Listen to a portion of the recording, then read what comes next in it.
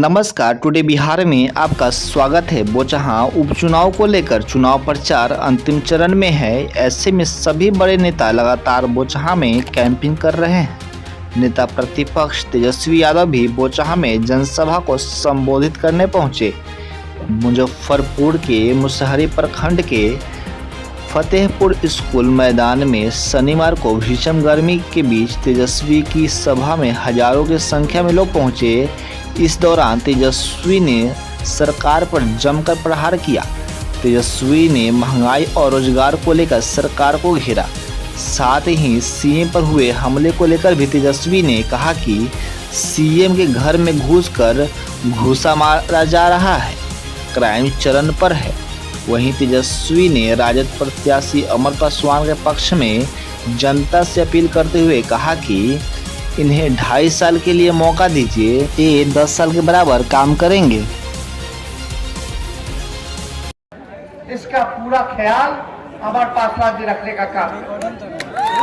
अभी आप देखिएगा, पिछले बार जो 2020 में जो चुनाव हुआ था, हमने आप लोगों से वादा किया था कि अगर हम मुख्यमंत्री बनते हैं तो पहला कैबिनेट मीटिंग में अगर हमारा कलम चलेगा तो 10 लाख नौजवान को हमने ये कहा था। पढ़ाई दवाई मोदी जी के, देखिए ऐसा नहीं होना चाहिए। जनता को अगर कोई नेता पसंद नहीं है तो पीटना नहीं चाहिए।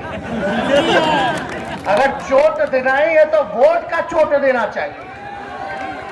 एक घटना का हम निंदा करते, लेकिन ये घटना एक सवाल खड़ा करता है। मुख्यमंत्री का जन्म बख्तियारपुर में, और बख्तियारपुर में मुख्यमंत्री जी के घर में घुस करके एक घूसा मार दिया। तो जब बिहार के मुख्यमंत्री, और बिहार का मुख्यमंत्री पूरे बिहार में सबसे सुरक्षित होता है, करोड़ों हजारों लोग और करोड़ों रुपया उनके सुरक्षा में बहाया जाता है, फिर भी जो है मुख्यमंत्री घूसा खा लेते हैं, तो आम आवाम का सोचिए कि कौन बिहार में सुरक्षित है। कोई सुरक्षित नहीं है। दिन दहाड़े गोली चलाया जा रहा है, हत्या किया जा रहा है, अपहरण किया जा रहा है। यही मुजफ्फरपुर बालिका गृह कांड देख लीजिए, कैसे छोटी छोटी बच्चियों के साथ सत्ता के संरक्षण में लोगों ने बलात्कार करने का काम किया। कितना घिनौना का। लेकिन कहाँ किसी मंत्री जी को सजा मिला, कहाँ तोंद वाले अंकल जी, कहाँ मूछ वाले अंकल जी। सृजन घोटाला हुआ भागलपुर में नहीं बल्कि बिहार के कई जिलों में, लेकिन कोई किसी पे कार्रवाई नहीं। अभी सीएजी के रिपोर्ट में आया कि बिहार सरकार 2 लाख करोड़ का हिसाब किताब नहीं दे रही है। कितने का? 2 लाख करोड़ का हिसाब किताब जो है नहीं दे रही। तो आप समझ जाइए कितना बड़ा बेईमानी। 2 लाख करोड़ में कितना के रोजगार लग जाता, कितना के पेंशन लग जाता, जितना आंगनबाड़ी है, स्वयं सहायता समूह है, आशा दीदी है, ये सब का जो स्थायी हो जाते, मानदेय बढ़ जाता। हमने अपने घोषणा पत्र में कहा था कि आंगनबाड़ी हो, आशा वर्कर हो, स्वयं सहायता समूह हो, अगर हमारी सरकार बनेगी तो इनको स्थायी करेंगे, और स्थायी के साथ साथ इनके गारंटी के साथ कह सकते हैं। एक मौका अगर आप लोग दीजिए, 5 साल के लिए मुसाफिर जी को दिए थे, लेकिन किस्मत ठीक नहीं रहा, दुर्भाग्यपूर्ण रहा कि हमारे बीच में नहीं है। उनके बेटे यही काम देखते थे, इनको 2.5 साल देने में क्या दिक्कत है? वैसे भी 5 साल तो दे ही रखी थी, तो 2.5 साल देने में क्या है? और 2.5 साल आप दे के दिखाइएगा, ये 10 साल के हिसाब से काम करेगी। ये हम आपको वादा से कह सकते हैं। तो इसलिए सभी समाज के लोग गोलबंद होइए। कोई लोग लड़ रहा है, अपना मंत्री का पद चला गया उसके लिए लड़ रहा है, कोई लोग अपना घमंड में चुनाव लड़ रहा है, लेकिन ये मान और सम्मान और अपने अधिकार के लिए चुनाव लड़ रहे हैं। आपके गरीब के अधिकार के लिए चुनाव लड़ रहा है। हम लोग यहाँ आए बेरोजगारी महंगाई के लिए आए, तरक्की खत्म हो, तरक्की लोगों का हो, बेरोजगारी खत्म हो, महंगाई खत्म हो, इसके लिए हम आप लोगों के बीच आए। तो हम तो सबकी बात करेंगे, सबको लेकर के चलेंगे। किसी के मन में अगर कोई बात है तो हम बस इतना ही कहेंगे कि मन देखिए, संबंध बनाइए, एक बार विश्वास कीजिए। हमको तो जनता ने मौका दे ही दिया था। 4 बजे तक हम लोग सरकार बना रहे थे, लेकिन रात के अंधेरे में चोर लोग निकला, चोर दरवाजे से 10 बजे के बाद काउंटिंग शुरू किया और फिर जाकर के मेरा जो 500 से जीत रहे थे, 1000 से जीत रहे थे, उसको 12 वोट से हरा दिया, 50 वोट से हरा दिया। अब कल वाला चुनाव में हमारा इतना अच्छा प्रदर्शन रहा, 2 सीट और जीत रहे थे, एगो 7 वोट से हरा दिया, एगो 20 वोट से हरा दिया। तो आप लोग जानते ही हैं, प्रशासन का दुरुपयोग करना जो मौजूदा सत्ताधारी लोग हैं उन लोगों को आता ही है। लेकिन जब जनता हार जाएगी तो कहां जाएगी, कहां जाएंगे? इसलिए इतना आप लोग बल दिए, प्यार दिए, एक मौका तो आप लोग इन लोगों को सबक सिखाइए, वरना लोग का घमंड जो है बढ़ता ही चला जाएगा। लोगों के घमंड को चकनाचूर कीजिए, तभी ना आप लोगों का काम हो पाएगा। आपकी आवाज को और हम ताकत के साथ बिहार विधानसभा में उठाने का काम करेंगे। तो आप लोगों का आशीर्वाद है कि नहीं है? अगर आप लोगों का आशीर्वाद है तो दोनों हाथ ऊपर करके बताइए, दोनों हाथ ऊपर करके। सब लोगों का आशीर्वाद है कि नहीं है? अब आप लोगों का कह रहे हैं तो हम पहना दे रहे हैं। इसलिए हम ज्यादा समय नहीं लेना चाहते। आप सब लोगों से अपील करेंगे कि एक एक वोट जो है भाई, ना जात के नाम पे, ना धर्म के नाम पे, हम लोग सबके लिए काम करेंगे। जो लोग हमको वोट भी नहीं देंगे, हम उनका भी आवाज बुलंद करने का काम करेंगे। जब हम बेरोजगारी को हटाने की बात करते हैं तो बताओ कौन सा ऐसा जात है जिसमें बेरोजगारी नहीं है? यानी हम सबों की बात करते हैं। जब महंगाई हटाने की बात करते हैं, कम करने की बात करते हैं, तो महंगाई सबके लिए, सब जात के लिए। तो हम तो सबों की बात करना चाहते हैं। शिक्षा, चिकित्सा हो, कारखाने लगे, पलायन रुके, ताकि आप सब लोगों की तरक्की हो। यही हम लोगों की कामना। तो आप सब लोग से यही अपील है कि पहला क्रमांक नंबर पे 12 तारीख को ईवीएम में बटन दाबिए लालटेन पर, और अमर जी को आप लोग भारी मतों से जिताने का काम कीजिए। और हम तो पिछला सभा में हम कहे थे, अमर जी हमारे लीग के हैं, हम क्रिश्चियन से शादी किए तो इस सिख से शादी किए। सब लोग नए सोच के हैं, हम लोग बिहार को आगे बढ़ाना चाहते हैं। ये नौजवान है, ये बौचहा से जीतेंगे तो आपके लिए काम करेंगे। और कोई लोग, सबको तो मौका मिला ही ना, बताओ किसको नहीं मौका मिला? बेबी जी को मौका मिला, लेकिन लोग सुनते हैं कि भाई कमिश्नर में रह जाते।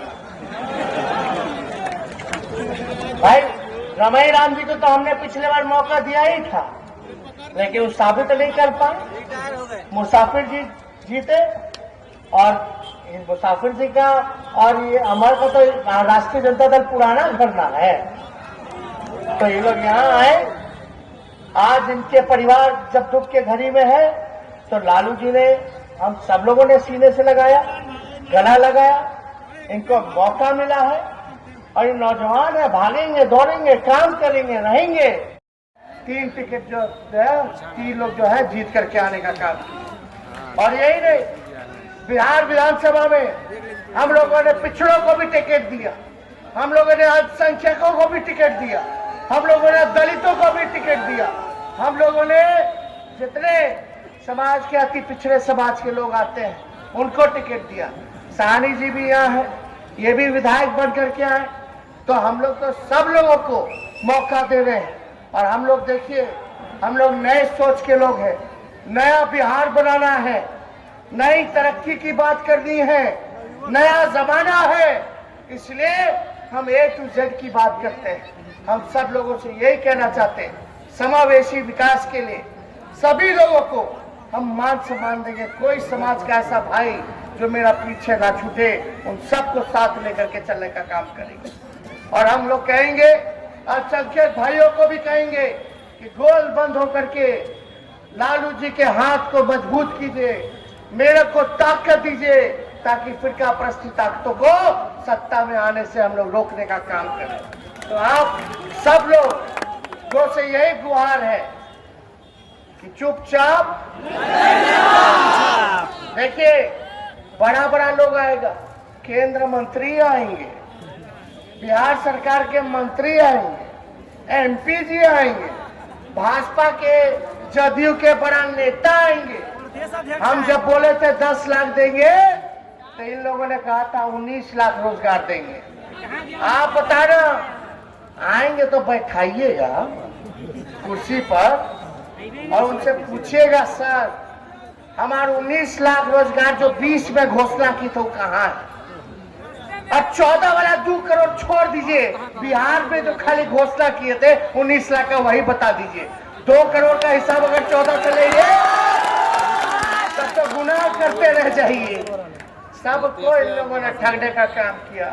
पहले भाजपा के लोग बोलते थे अब की बार महंगाई पर मार मोदी सरकार। कहाँ गया जी भाई महंगाई पर मार? बिहार में देख लीजिए क्या स्थिति बनी हुई है, पढ़ाई लिखाई नहीं, बहाली होता है, 2013 का बहाली अब तक पूरा नहीं हुआ। जो पैसा दे देता है, जो परीक्षा नहीं दिया उसका हो जाता है, बेचारा जो मेरिट पे होता है उसको बहाल कर दिया जाता है। और भी बहाली नहीं हो पा रहा, कोई परीक्षा जो है समय पे नहीं होता। विश्वविद्यालय चले जाइए, ग्रेजुएशन जो है 3 साल में पूरा नहीं हो पाता। क्या स्थिति हो गई है, चरमरा सी गई है। तो इसलिए आप सब लोगों से बोलना चाहते हैं, ये उपचुनाव है, आप महान जनता पहुंचा का एक संदेश दे सरकार को कि आपने जो वादा किया था उसको पूरा कीजिए, नहीं तो आने वाले समय में यही बिहार की जनता और बौछार की जनता ने जो संदेश दिया है, सत्ता को उखाड़ के फेंकने का काम। बाहर जा रहे पर्दे। अरे बिहार विधानसभा में मुख्यमंत्री जी ने क्या कहा था? अरे हमको तो पता ही नहीं कि यूक्रेन में भी बिहार के लोग पढ़ने जाते हैं। बोला था कि नहीं बोला था? अब आप बताओ, जब बिहार के मुख्यमंत्री को यही नहीं पता कि पढ़ाई करने लोग बाहर भी जाता है, तो क्या बिहार के लोगों की शिक्षा व्यवस्था को सुधारने का काम करेंगे? ये तो मामूली सा चीज है, मामूली ज्ञान है। उनको पता होना चाहिए कि इलाज कराने में भी लोग बाहर जाते हैं। उनको पता होना चाहिए कि प्राइवेट अस्पताल में इलाज कराते हैं और प्राइवेट अस्पताल गरीबों का खून चूस रहा है, जान नहीं बचा रहा बल्कि और आफत डालने का काम कर रहा। और पढ़ाई को लेकर के आज बता दो, कौन माता पिता चाहता है कि उसका बच्चा जो है सरकारी स्कूल में पढ़े? जो बेचारे आर्थिक रूप से कमजोर हैं, मजबूरी में पढ़ा रहे हैं सरकारी स्कूल में, लेकिन थोड़ा सा पैसा आ जाता है तो सब प्राइवेट स्कूल में भेजने का काम करता है। मुख्यमंत्री को ये भी नहीं पता कि हर दूसरा परिवार बिहार का पलायन कर रहा है, रोजी रोटी के लिए, मजदूरी के लिए, कमाने के लिए, अपना घर का परिवार का पेट पालने के लिए। और नीति आयोग की रिपोर्ट में हर सूचकांक में बिहार जो है फिसड्डी राज्य साबित हुआ। तो आप समझ सकते हैं, ये एनडीए नहीं है, ये डबल इंजन नहीं है, ये ट्रबल इंजन है जो जनता को ट्रबल देने का काम कर रहा है। महंगाई, पेट्रोल के दाम 100 रुपए से पार, डीजल के दाम 100 रुपए से पार, सिलेंडर 1000 रुपए से ऊपर हो गया।